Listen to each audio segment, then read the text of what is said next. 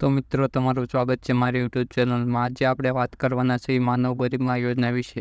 તેનો લાભ કોને મળે અને કેટલો લાભ મળે અને ક્યાં ક્યાં પુરાવા જોઈએ, ક્યાંથી લાભ મળે, તેની વાત આપણે આ વિડીયોની અંદર કરવાના છે. તો વિડીયો આપણે મિત્રો ચાલુ કરીએ.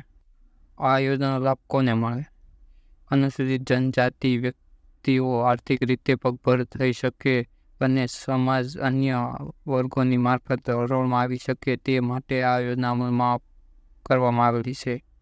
આ યોજના અંતર્ગત શહેરી વિસ્તાર માટે આવક મર્યાદા 1,50,000 તથા ગ્રામ્ય વિસ્તાર માટે 1,20,000 છે, જ્યારે અતિ પછાત વર્ગ માટે કોઈ આવક મર્યાદા રાખેલ નથી.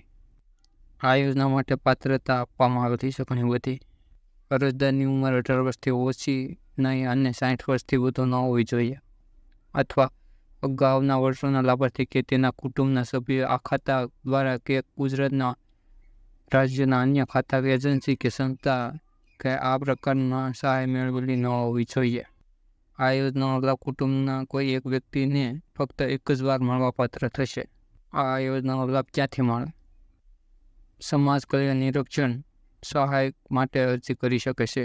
આ યોજનામાં કેટલા પ્રકારના લાભો મળે તેની વાત નીચે પ્રમાણે છે. આ યોજના જુદા જુદા 28 સાધનોની સહાય આપવામાં આવશે. કડિયા કામ, ચેન્ટિંગ કામ, વાહન સર્વિસ, રિપેરિંગ, મોચી, દરજી કામ, ભારત ગૂંથણ, કુંભારી કામ, વિવિધ પ્રકારની ફેરી, પ્લમ્બર કામ, રસોઈ કામ, ઇલેક્ટ્રિક રિપેરિંગ, પ્રેશર કુકર, સુથાર કામ, લુહારી કામ, ધોબી કામ, સાવણી બનાવનાર, દૂધ દહીં વેચનાર, માછલી વેચનાર, અથાણા વેચનાર, પાપડ બનાવનાર, ગરમ ઠંડા વેચનાર, પીણા વેચનાર, પંચર કીટ, ફ્લોર મિલ, મસાલા મિલ, ડીવેટ બનાવનાર, મોબાઈલ રિપેરિંગ, પેપર કપ કે ડીશ બનાવનાર, હેર કટિંગ કે બ્યુટી પાર્લર ચલાવનારને આ યોજનાનો લાભ મળવાપાત્ર છે. આ યોજના માટે ક્યાં ક્યાં પુરાવા જોઈએ? આવકનો દાખલો, જાતિનો દાખલો, રેશન કાર્ડ, ઉંમરનો પુરાવો, શૈક્ષણિક લાયકાતનો આધાર જો હોય તો, આધાર કાર્ડ, અનુભવનું પ્રમાણપત્ર જો હોય તો, સ્વઘોષણા પ્રમાણપત્ર. અરજીની પ્રક્રિયા: યોજનાની અરજી ઓનલાઈન કરવાની રહેશે.